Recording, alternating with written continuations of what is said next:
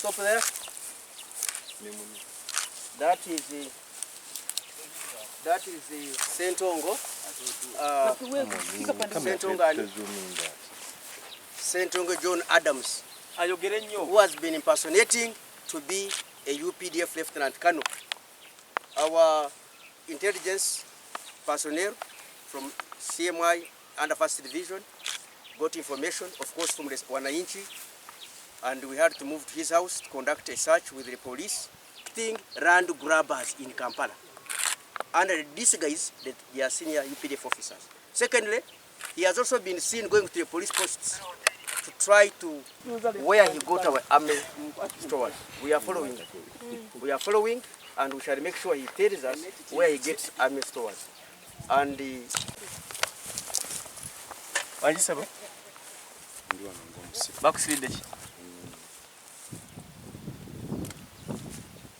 bakusibidde kisebo bwana kano yangalia kwa kamera anje mambo ya kuangalia kubera ne tunura mu kamera ati musirike anje kubera ne amistowa ebintu bino bibyo senta mutubulireko oli musirikale senta mwaliko maje ate bino wabijja waliwo yabikuwa ye yabikuwa ali mu maje yani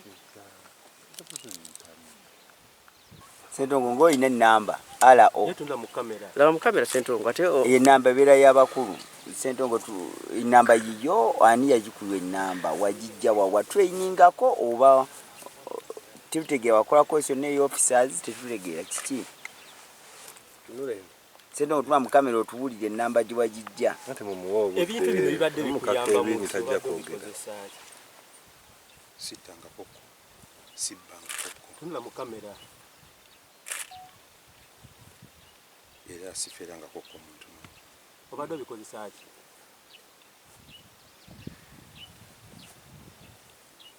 nali negomba obusirikale nga bakulu lwaki tewagenda no training nagendangayo nenga bugende bangamba emyaka gyange kiyise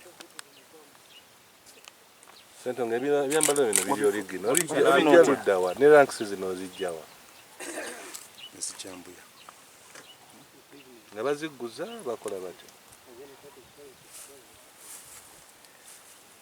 kati wazifuna otya omulaba Sentongo ngamye mugisha yazimo talina byakwogera kiresi tayagala ekituufu abagambe si musirikale afande Sentongo ole baddeko maje gonna ngo basiga Uganda ng'olinamu obukugu obumala oba kati wakola otyo ofuna ranks zino n'engoye ez'amaje kamange nkikunyonyodde mugisha omuyita otya yabiku era akolerawo ali enkambi yawo olabye tumukwatidde wano fande tuwoli tumukwatidde wano Kasangate naye tugenda mu maaso nga tunoonyereza okulaba yabifuna atya private second hand Ngotoni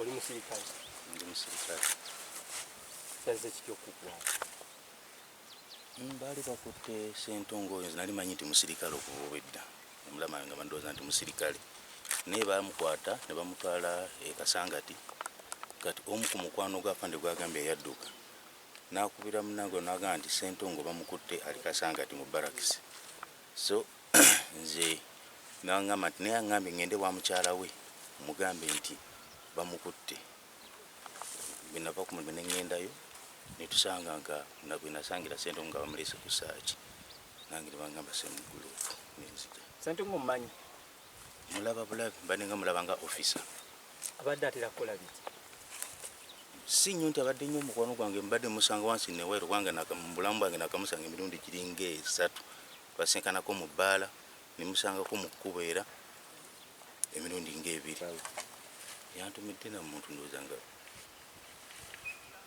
oli ndowooza gwe yatumidde ekyamwanguyidde oli wamulabako emirundi 3 naye mujjawo enkolagana eyo tetulina nnyo nkolagana naye nga olaba nti office nosanga officer naawe nga junior officer ogegomba okuba nti mukwano gwo nina isimanyi nti si musirikale.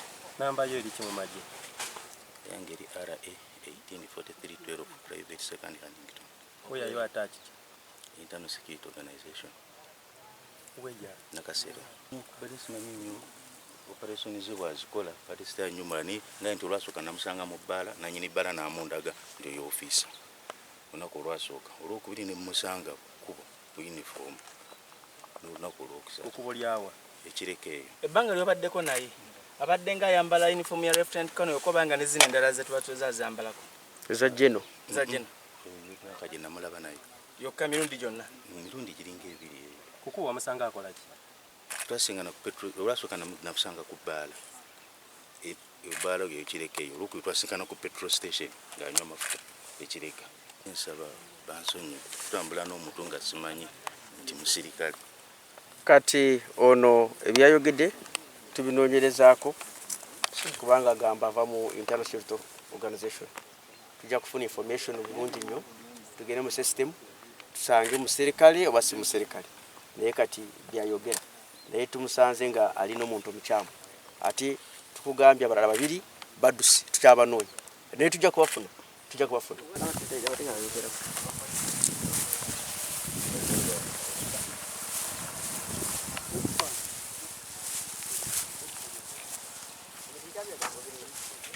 Ennaku nga 5 ziseeko intelligence yaffe yafuna information mu bitundu bya Kasangati waliwo omuntu omusajja obaita Ssentongo Adams John ate mutuuze mu kitundu ekyo ate nyo kwenyigira mu bintu ebimenya amateeka naye nga balowooza musirikale waffe wa UPDF ku ddaala eri Lieutenant Colonel.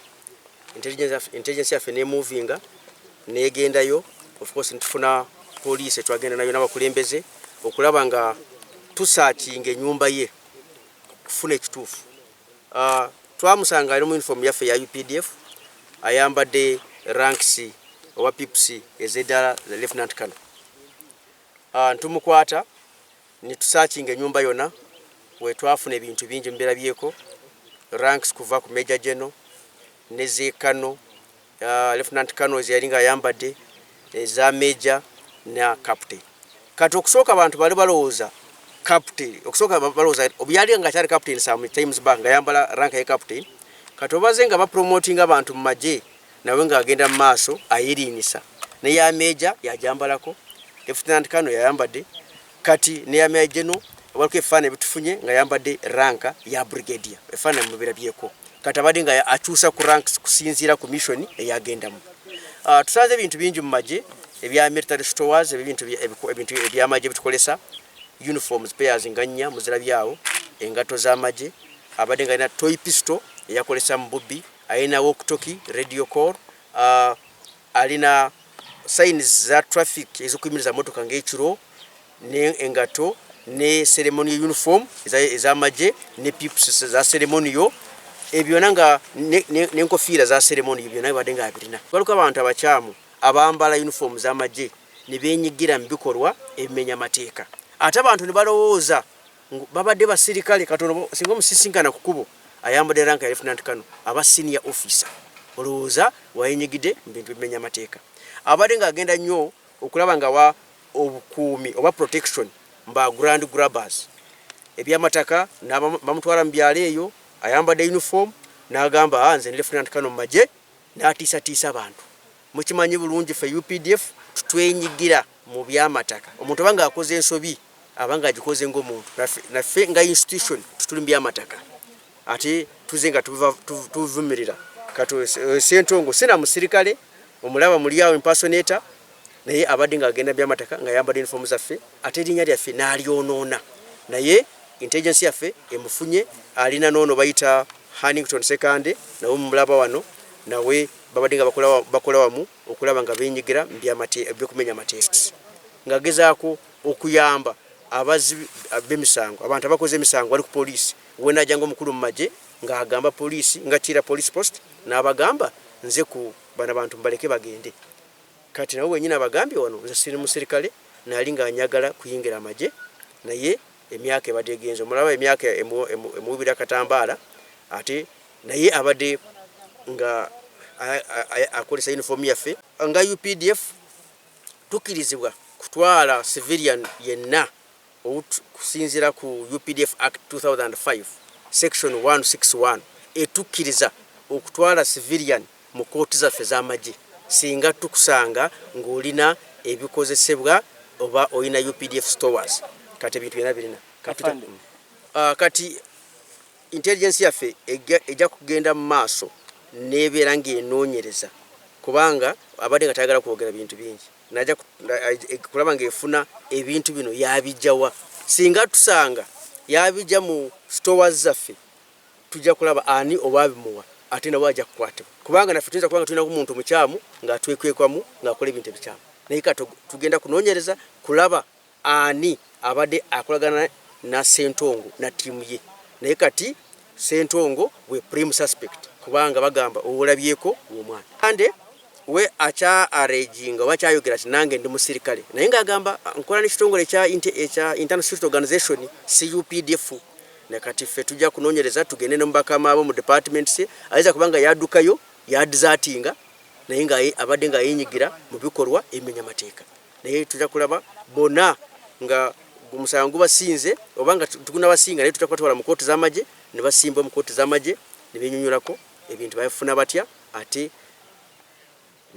but ziba sometimes omuntu banga kweja kumusango ayinza kwogera ebintu byonna naye kikulu tujja kunoonyereza mbuya suwala tujja kutuuka n'embuya naye tuze nga tubagamba mu abantu ba bulijjo mutuwe information ate mugituwe mu budde singa olaba omuntu nga yambadde uniform n'omwekengera tomumanyi bulungi nga yayingira amagye gwe tu information kubanga ni information yokukwata Ssentongo abantu be bagituwa abadde agenda ku petrol station n'agamba ndi UPDF officer agenda mbyamataka ndi UPDF officer agenda ku poliisi UPDF officer kati tumukute naye nkugambye abalala babiri bakoze eki bakyadusa naye tubasaba mutu information kubanga bano ebikolo ebibakola bino ebyenyigiddemu bibanga byonoona erinnya lya UPDF muzenga mutulaba nga UPDF okusingira UPDF yaffe amagye gafa ga military police nga gakola ebikwekweto ku makubo gayimiriza motoka nga sanga omuntu yambadde uniform y'amagye ngakubuuza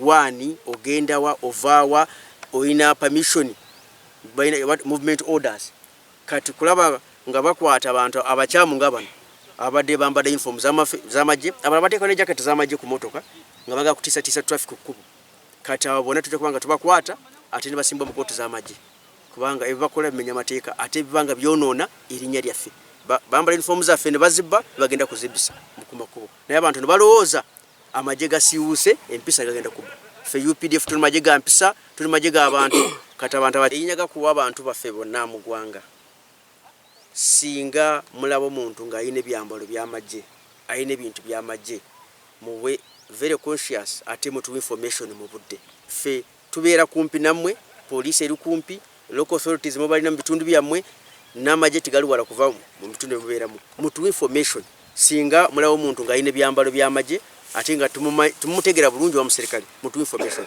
kubanga bana abantu babadde baagala kwonoona erinnya lya UPDF mu bukyamu tuba tubagamba ebintu oyinza kubikwata n'obutwala ku UPDF n'ogamba nze munsanyuwe ebintu n'abibba naye kati mbireese oba bitwale ku poliisi awo bagamba gunsinze aliwa bitono si ekyo kati gwe bireete otusabe okukusanyuwa tuyinza kukusanyuwa naye obireete naye singa tukusanga obirina ffe ntukwata ebintu biyinza kukyuka kati obanga oyina ebintu ebyo kugezaako bituleetera obituwe obudde nga bukyali ono Ssentongo Adams abadde ayeyita kuba Lieutenant Colonel wa UPDF nga ayina ebintu by'amagye ate mukimanyi bulungi musango zino ngato zaffe z'amagye twamukwatira mu kitundu kibayita Kasangati egayaza village zino zaba zino enkofiira za senior UPDF officers wano omulaba yali mu biseera bye ebyeddembe oba n'omukyala we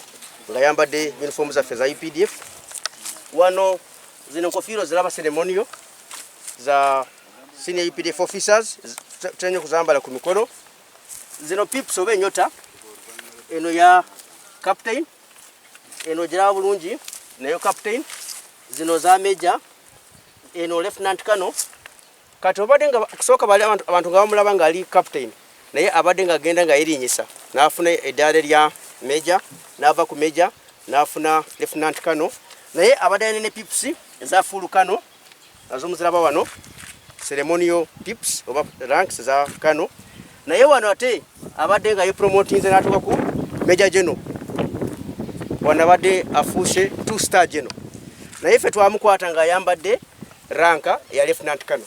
Eno toy pistol yabadde nga akwata nga agenda kukola ebikolwa ebimenya amateeka. Bino bya uniform za fozeraba ajja kutegeeza bulungi yazifuna atya, ate tuzenga tugamba waliko abantu abakyamu abambala ebyambalo by'amagye ne byenyigira mu bikolwa ebimenya amateeka. Ennaku zino mulaba operation kusingira ddala military police nga ezenyigiddemu nnyo, okuyimiriza motoka ne bakubuuza oyambadde uniform olyani, ovaawa, ogendawa, olina permission, olina ekibali, kubanga tulina abantu abakyamu abagezaako kwonoona erinnya lyaffe, naye tujja kubalaba nga tubakwata n'abalala badduse. Buno bulaba akuyimiriza motoka ekiro n'ateekako road block n'akubba.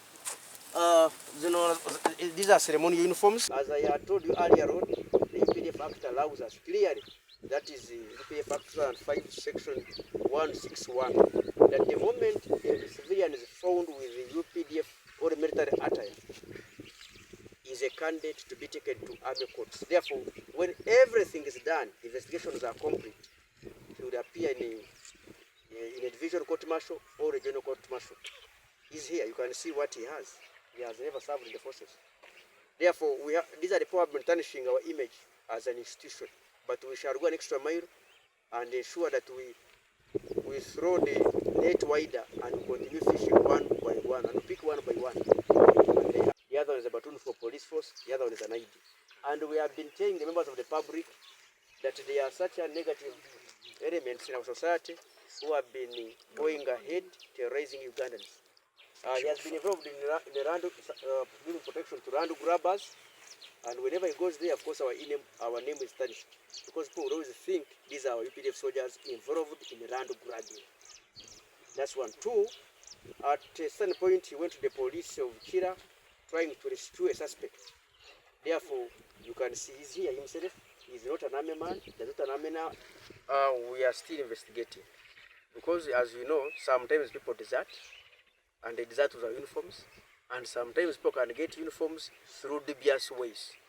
But all those will be critically analyzed, and whoever we shall find that he was conniving with him will be held accountable. And also, are they verified if the actual equipment belonging to the UPDF? So, of course, the uniform are ours. The caps are ours. The shoes are ours. Yes, we shall go maybe an extra mile and find out where he got these ranks, the police platoon. The national ID is forged, you can see, that does not belong to the UPDF. Even himself, he testifies that I have never joined the UPDF, although I had a dream and a wish of joining the army. But now he's an old man, he can't join. But what he's doing, this is a criminal. This is a criminal. Yeah.